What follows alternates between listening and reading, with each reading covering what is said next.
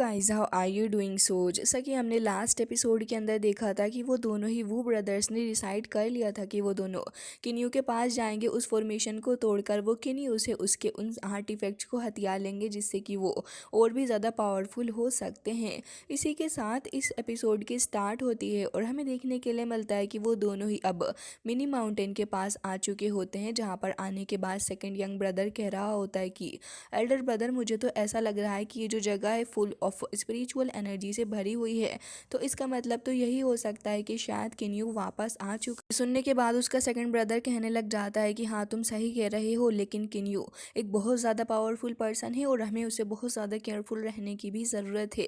अपने भाई को इस बारे में आगाह करते हुए दोनों ही आगे बढ़ रहे थे, लेकिन यहाँ पर इन लोगों ने अनफॉर्चुनेटली मिनी माउंटेन की फॉर्मेशन के अंदर कदम रख ही दिया था, जिससे कि धीरे धीरे करके वो फॉर्मेशन एक्टिवेट हो जाती है और उसके बाद हमें देखने के लिए मिलता है कि इन्हीं की आंखों के सामने यहाँ पर एक लेवल 3 की डिज़र्ट फॉर्मेशन बन जाती है। डिज़र्ट फॉर्मेशन देखने में बहुत ही ज़्यादा खतरनाक लग रही थी। इवन ये लोग उस डिज़र्ट की सैंड के अंदर ही धंसते जा रहे थे, जिसके चलते यहाँ पर ये दोनों ही कह रहे होते हैं कि ब्रदर, क्या सच में ये एक इल्यूजन है? एक इल्यूजन इतना ज़्यादा रियल कैसे हो सकता है? जबकि उसका सेकंड ब्रदर कह रहा होता है कि जल्दी करो, हमें यहाँ से निकलना होगा, और थोड़ा ऊपर आकर खड़े हो जाते हैं इस डिज़र्ट फॉर्मेशन को एनालाइज करने के लिए। लेकिन हमें दिखाया जाता है कि अब यहाँ पर किन्यू आ चुका होता है, जो कि कह रहा होता है कि मेरे मिनी माउंटेन के अंदर काफ़ी वक्त बाद यहाँ पर कुछ गेस्ट आए हुए हैं, तो भला मैं कैसे उन गेस्ट का स्वागत करने के लिए नहीं आऊँगा, और इंडीड में उनका स्वागत करने के लिए ही आया हुआ हूँ। ये कहने के बाद किन्यू वहाँ पर अपीयर हो जाता है और एक ख़तरनाक सा हमला भी इनके ऊपर करता है, जिससे कि ये दोनों ही ब्रदर्स घायल होकर वहीं पर गिर चुके होते हैं। लेकिन तभी वो सेकंड यंग ब्रदर कहने लग जाता है कि न्यू, तुम एक बहुत ही ज़्यादा बड़े बास्टर्ड हो, और ये कहकर कह रहा होता है कि अगर तुम्हारे अंदर हिम्मत है तो फिर मेरे सामने आओ और मेरे सामने आकर मेरे ऊपर हमला करके दिखाओ। तभी यहाँ पर किन्यू उन दोनों के सामने भी आकर खड़ा हो जाता है। फिर हमें सेलेस्टियल पगोड़ा दिखाया जाता है, जिसके अंदर से काफ़ी ज़्यादा हेवनली एनर्जी बाहर निकल रही होती है, और इस एनर्जी को देखकर ये दोनों ही ब्रदर्स हैरान थे कि न्यू इनके सामने खड़ा हुआ होता है, और हेवनली पगोड़ा से निकलते हुए प्रेशर को ये दोनों ही ब्रदर्स देखकर समझ जाते हैं कि इनके लिए काफ़ी ज़्यादा खतरनाक हो सकता है। तो फिर वहाँ से भागने की कोशिश कर रहे थे, लेकिन वो प्रेशर इतना ज़्यादा खतरनाक होता है कि ये लोग उसमें ढंग से चल तक नहीं पाते, और हमें तभी हेवनली चेन्स भी देखने के लिए मिलती हैं, जो कि इन दोनों ही ब्रदर्स को यहाँ पर पकड़ लेती हैं। फिर किन्यू कहता है कि इन्हें अंदर लो, जिसके बाद वो चेन्स उन्हें खींचते हुए पगोड़ा के अंदर लेकर चली जाती हैं। हालांकि यहाँ पर वो लोग काफ़ी कोशिश कर रहे थे, but in the and pagoda के अंदर आकर कैद हो ही जाते हैं। और अब यहाँ पर दोनों बहुत ज़्यादा परेशान थे कि आखिर हमारे साथ में क्या हो चुका है। तभी ये ब्रदर जो होता है वो तुरंत ही अपनी पावर्स का यूज़ करने लग जाता है और कह रहा होता है कि मुझे यहाँ से निकलना ही होगा। लेकिन वो देखता है कि उसकी सोल को यहाँ पर ट्रैप किया गया है, तो इस वजह से उसका यहाँ से निकलना बहुत ही ज़्यादा मुश्किल है। इवन यहाँ पर उसको ब्लड वॉमिट भी होने लग जाती है। उसका भाई उसे संभालते हुए पूछता है कि ब्रदर, आप ठीक तो हैं? तो वो कह रहा होता है कि हाँ बिल्कुल, लेकिन इसने हमारी सोल्स को यहाँ पर पकड़ा हुआ है, जिससे कि अब हमारा यहाँ से निकलना मुश्किल है। जबकि यहाँ पर किन्यू काफ़ी गुस्से से वहाँ पर अपीयर होकर इनको बताता है कि अब से तुम मेरे सर्वेंट्स हो। हालांकि यहाँ पर इन दोनों बात बिल्कुल भी मंजूर नहीं थी कि ये किसी के सर्वेंट बनकर रहेंगे। जबकि किन्यू कह रहा होता है कि एक बात याद रखना कि अगर तुमने कोई भी उल्टी सीधी हरकत करने की कोशिश की तो फिर इसका अंजाम अच्छा नहीं होगा। इन दी एंड इन दोनों ही ब्रदर्स को यहाँ पर किन्यू को अपना ऑनर स्वीकार करना ही पड़ता है, जिसके बाद ही किन्यू के यूनिवर्स के अंदर आ चुके होते हैं। और जैसे ही इस जगह पर आते हैं तो फिर सेकंड यंग ब्रदर तो इस जगह को देखकर बहुत ही ज़्यादा हैरान होता है और कह रहा होता है कि आखिर कैसे मास्टर अपने थॉट्स के थ्रू इतना ज़्यादा पावरफुल जगह बना सकते हैं। ये वाकई में बहुत ज़्यादा हैरान करने वाला है। इवन उनको कोई भी कैच नहीं कर सकता। जबकि यहाँ पर फर्स्ट ब्रदर कहने लग जाता है कि ऐसा कुछ भी नहीं है। अगर एक बार अपर गॉड्स को इसके बारे में पता चल गया तो मुझे डर है कि यहाँ पर वो इस जगह को कम्प्लीटली डिस्ट्रॉय कर सकते हैं। जबकि यहाँ पर इसका सेकंड ब्रदर इससे कह रहा होता है कि अब तो बस यही उम्मीद है कि कोई भी हमें डिस्कवर नहीं करे, क्योंकि अगर हमको एक बार डिस्कवर कर लिया गया तो फिर हमारे लिए भी काफ़ी ज़्यादा सफरिंग होगी। ये सीन कट हो जाता है और वापस से सिटी का सीन देखते हैं, जहाँ पर वही बंदा मिंग खड़ा हुआ था और उसके साथी भी होते हैं। वो कह रहा होता है कि क्या सच में वो दोनों गायब हो गए? तो उसके साथी कह रहे होते हैं कि हाँ, क्या सच में किन्यू वापस आ चुका है? सभी को किन्यू के बारे में सोचकर थोड़ा बहुत डर लग रहा होता है और वो कह रहे थे कि क्यों ना ना हम कुछ सेंट्रल गॉड को बुला लें जिससे कि हम लोग मिनी माउंटेन के ऊपर बनी हुई इस फॉर्मेशन को तोड़ सकते हैं। जबकि उनका साथी भी कह रहा होता है कि हाँ, तुमने बिल्कुल सही कहा। अब ये सारे के सारे वहाँ से गुजर ही रहे थे, तभी इनमें से एक बंदे की नज़र होंग फेंग के ऊपर पड़ जाती है और इसे देखकर वो कहने लगा होता है कि अरे ये तो ओए सिटी के अंदर नंबर 1 बैंडिट फोर्स है, ये लड़की यहाँ पर क्या कर रही है। जबकि जैसे ही होंग फेंग वहाँ पर गुजर रही थी तब उसका साथी उसे कहने लग जाता है कि ब्लैक ड्रैगन पॉन्ड से जो न्यूज़ हमें मिली है, लग रहा है कि अब हमें यहाँ पर इसके ऊपर एक्शन लेना होगा। जबकि मिंग इसके बारे में कह रहा होता है कि मुझे लगता है कि अब तो हमें एक बहुत ही ज़्यादा बढ़िया शो देखने के लिए मिलने वाला है। अब ये सीन कट हो जाता है और हमें ओल्ड मैन शान यू यान दिखाए जाते हैं जो कि खड़े हुए थे और वो भी मिनी माउंटेन के बारे में ही सोच रहे होते हैं। तो इतनी ही देर में होंग फेंग भी वहाँ पर आ जाती है और यहाँ पर कहने लगी होती है कि हमें किसी और लोगों की भी हेल्प लगेगी उस मिनी माउंटेन के ऊपर उस फॉर्मेशन को ओपन करने के लिए। जबकि यहाँ पर ओल्ड मैन शियानियो कहने लग जाते हैं कि बिल्कुल तुम परेशान नहीं हो। वो फ्लाई करके वहाँ से जाते हैं और काफ़ी सारे और लोग भी वहाँ से जा रहे थे। तभी हमें एक और लेडी दिखाई जाती है जिसका नाम ली आर शी होता है, जो कि कह रही होती है कि लग रहा है कि अब तो हमें यहाँ पर काफ़ी ज़्यादा मज़ा आने वाला है, हमें पर देखना चाहिए। जबकि यहाँ पर उसकी सेकेंड सिस्टर जिसका नाम यहाँ पर ली आओ होता है वो कह रही होती है कि लग रहा है कि तुम बिल्कुल सही कह रही हो, चलो पहले सिचुएशन को चेक करके आते हैं। बट यहाँ पर ड्रैगन किंग भी खड़ा हुआ होता है जो कि सब कुछ अपनी आंखों से देख रहा होता है और कह रहा होता है कि सब के सब कितने ज़्यादा पागल हैं कि यहाँ पर जा रहे हैं अपनी खुद की बलि चढ़ाने के लिए। खैर जो भी हो, अब यहाँ पर वो भी चला ही जाता है चेक करने के लिए कि आखिर इन सभी के साथ में क्या होगा। तभी हमें दिखाया जाता है कि यानफू जो था वो अब ओल्ड मैन शियानयू के पास आकर उससे कहने लग जाता है कि अब हमें किस तरीके से इस फॉर्मेशन को तोड़ना होगा। तो फिर शियानयू सभी को बता रहे होते हैं कि देखो ये बहुत ज़्यादा ख़तरनाक लेवल की फॉर्मेशन है, हमें यहाँ पर काफ़ी ध्यान से काम करना पड़ेगा क्योंकि एक भी गलत एक्शन लिया तो तुम समझ सकते हो कि सबकी जान चली जाएगी। जबकि इनमें से कुछ लोग इसके बारे में डिस्कस कर रहे होते हैं कि हमें एक्शन लेना चाहिए। जबकि ओल्ड मैन कुछ स्पिरिचुअल स्टोन्स को थ्रो करता है जिससे कि यहाँ पर फॉर्मेशन के अंदर काफ़ी सारे कुछ एक्टिव होल्स हो चुके होते हैं। जबकि किन्यू भी वहाँ से आ चुका होता है। ये देखकर यानफू कह रहा होता है कि किन्यू बाहर आ गया और वो इसके ऊपर हमला करने के बारे में सोच रहा होता है। लेकिन उससे पहले ही वहाँ पर होंग फेंग किन्यू के पास चली जाती है और कह रही होती है कि अगर तुम हमें तुम्हारा ट्रीजर दे दोगे तो हम डेफिनेटली तुम्हारी जान को बख्श देंगे। किन्यू कहता है कि लड़की, तुम्हारे अंदर इतनी एबिलिटी भी है कि तुम मुझे ख़त्म करोगी। जबकि इस बात से होंग फेंग को काफ़ी गुस्सा, यहाँ पर काफ़ी ज़्यादा गुस्सा हो गया था और वो आगे बढ़ता है। 3-4 बंदे एक साथ बढ़ते हैं, फॉर्मेशन के ऊपर हमला करने के लिए जा रहे थे। लेकिन किन्यू भी वहाँ से टेलीपोर्ट होकर दूसरी तरफ को आ जाता है। किन्यू कह रहा था कि वैसे मैं तुम्हें बता दूं कि ये सिर्फ एक इल्यूजन ही है, अगर तुम चाहते हो मेरे साथ में हमला करना और फाइट करना तो फिर अंदर आकर दिखाओ। और वो यहाँ पर सभी को मॉक कर देता है जिससे एक के बाद एक यहाँ पर काफ़ी ज़्यादा गुस्से में वो लोग फॉर्मेशन के अंदर चले जाते हैं। ओल्ड मैन शुआनयू कहने लग जाते हैं कि अब हमें बाहर रुककर ही वेट करना होगा मिस होंग फेंग का।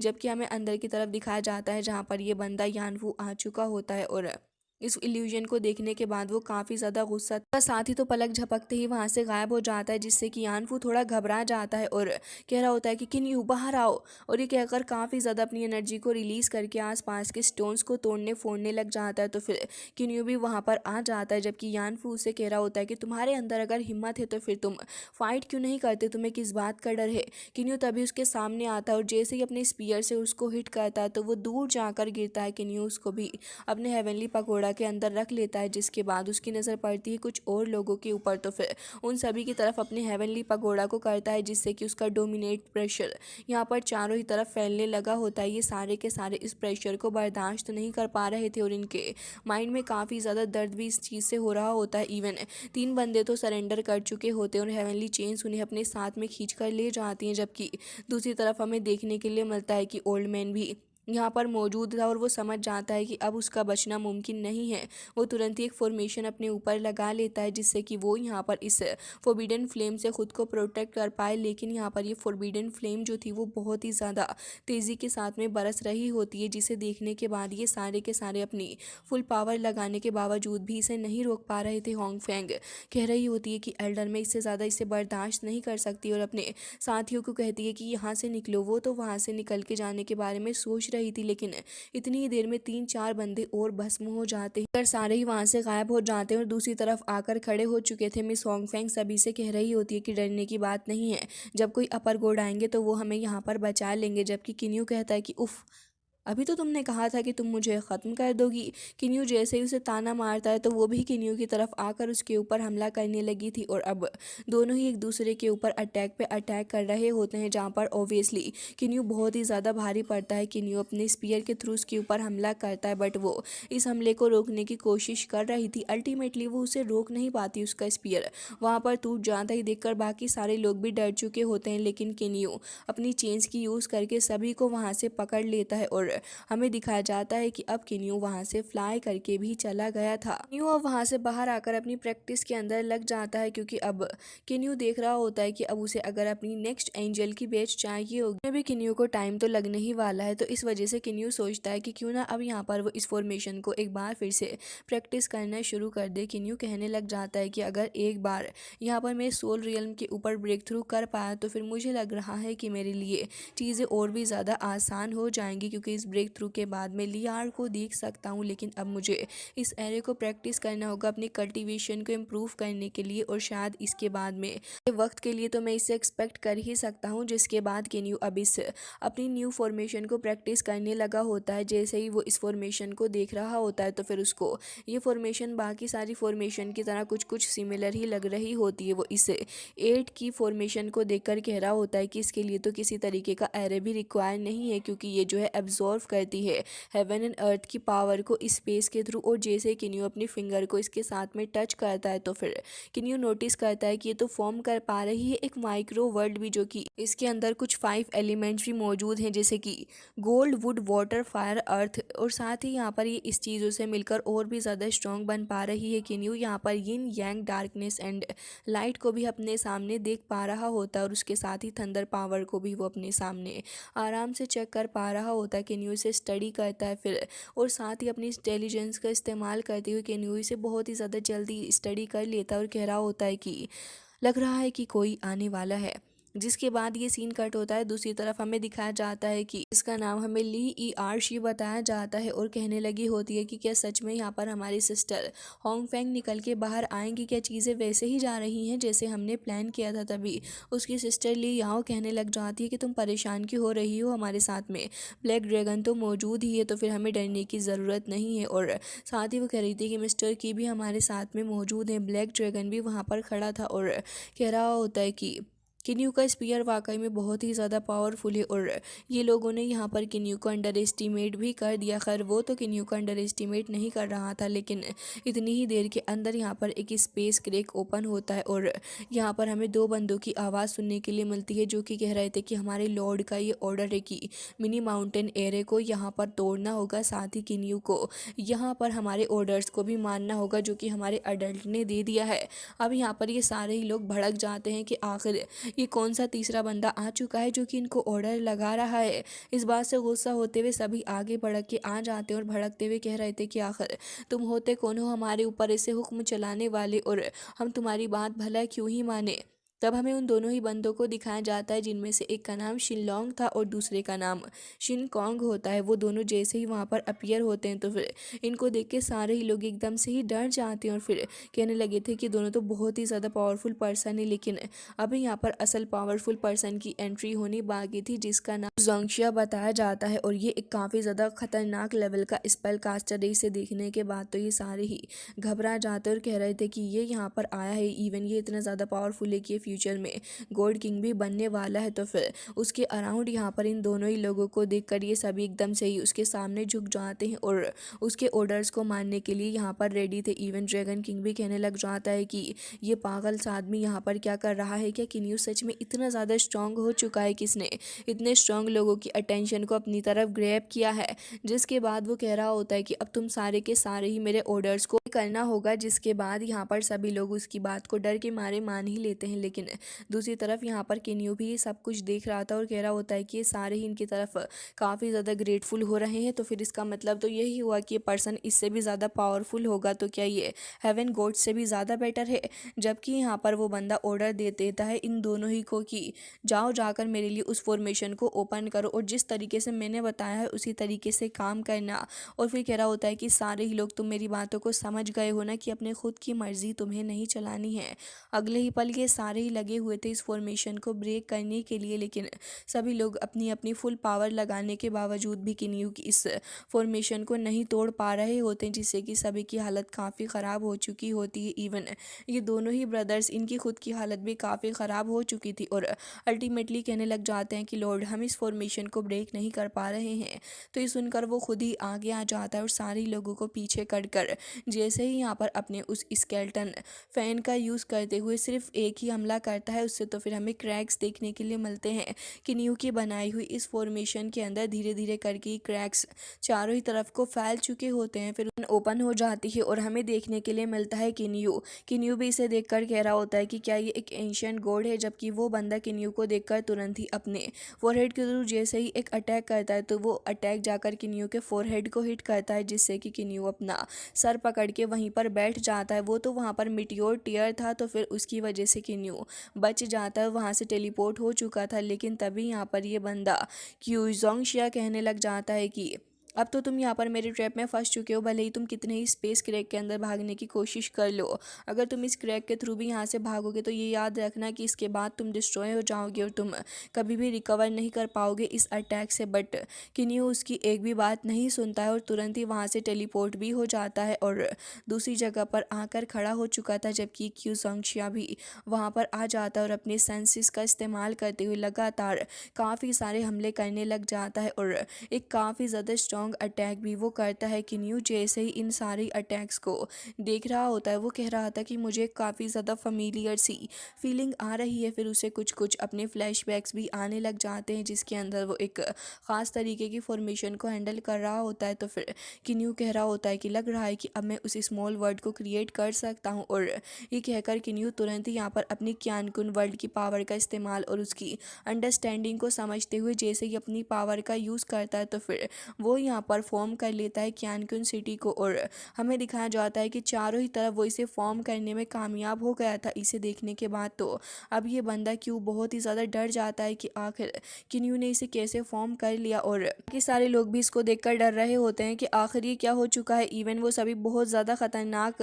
चीज़ों को फेस कर रहे होते हैं। जबकि हमें देखने के लिए मिलता है कि अब तो यहाँ पर किन्यू ने अपना असल काम कर ही दिया है, जिसके चलते यहाँ पर ये इन दानवों को भी कैद करने में कामयाब हो चुका होता है। वो सभी घबराए हुए थे और यहाँ पर ये बंदा किन्यू के ऊपर हमला करके उस फॉर्मेशन को ब्रेक करने की कोशिश कर रहा था। बट इन दी एंड वो यहाँ पर इस चीज़ को डिस्कवर कर ही लेता है कि उसकी बस की बिल्कुल भी ना है और यहाँ पर किन्यू के सामने उसका बिल्कुल भी सिक्का नहीं जमेगा। इवन वो कह रहा होता है कि क्या ये सच में अपने आप से एक स्पेस को क्रिएट कर पाया है। ये चीज़ उसे बहुत ही ज़्यादा शॉक्ड कर रही थी कि ये स्पेस मेथड को कैसे समझ सकता है, क्या सच में ये ऐसा कर सकता है।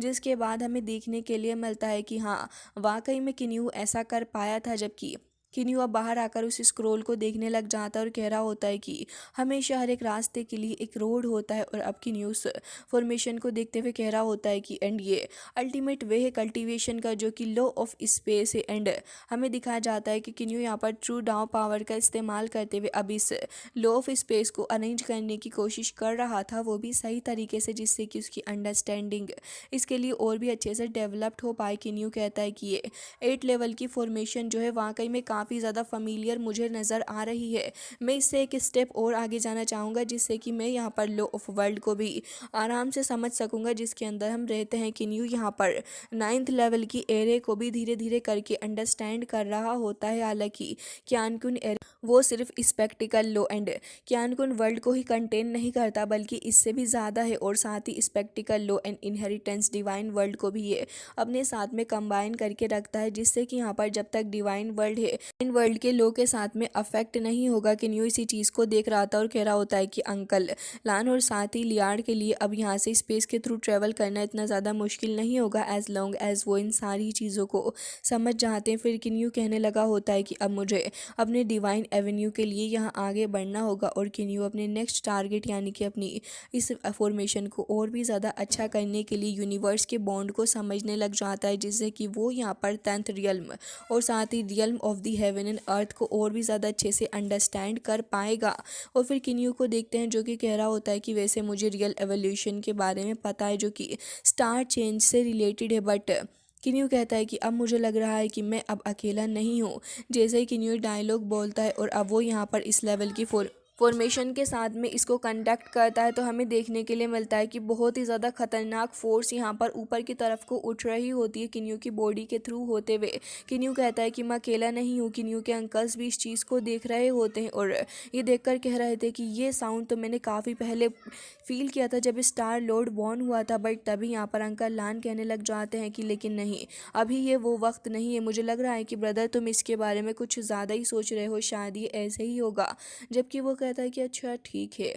जिसके बाद दूसरी तरफ किन्यू को देखते हैं जो कि मेटियोर टीयर के साथ में अपनी अंडरस्टैंडिंग को डेवलप कर रहा होता है। तभी उसे किसी की आवाज़ सुनने के लिए मिलती है और ऑफ लाइफ देखने के लिए मिलती है जो कि किन्यू से कह रही थी कि किन्यू मैंने अपनी सारी एनर्जी और सब कुछ इस मेटियोर टीयर के अंदर डाल दिया है, जिसका एक ड्रॉप तो तुम्हारे पास है, दूसरा मैंने लियार को दे दिया है। इसका इस्तेमाल कर काफ़ी पावर को हासिल कर सकते हो और तुम इसको रिफाइन कर सकते हो टीयर ऑफ लाइफ के अंदर। किन्यू इसका इस्तेमाल करते हुए तुम रियल्म ऑफ गॉड की तरफ काफ़ी जल्दी रीच करोगे। ये सुनकर किन्यू कहता है कि लियूआर तो हमेशा से ही आपको मिस करती रही है, लेकिन वो कहती है कि मैं बस अब एक डिवाइन स्टोन रह चुकी हूँ जो कि अब बहुत ही जल्दी शैटर्ड करने वाली हूँ। वो किन्यू से विदा लेती है। फिर किन्यू की आइज से भी हमें टीयर्स देखने के लिए मिलते हैं। फिर किन्यू जब अपनी पावर्स को चेक करता है तो उसकी पावर्स पहले से काफ़ी ज़्यादा बढ़ चुकी होती हैं और साथ ही यहाँ पर उसकी पावर गोल्डन एलिक्सर के अंदर कंडेंस हो जाती है। फिर किन्यू कहता है कि लग रहा है कि अब मैं यहाँ पर 3rd लेवल की जियांगनांग रियल्म को ओपन कर सकता हूँ, जिसके बाद किन्यू उठकर खड़ा हो जाता है। एंड गाइज इसी के साथ ये एपिसोड भी एंड हो जाता है।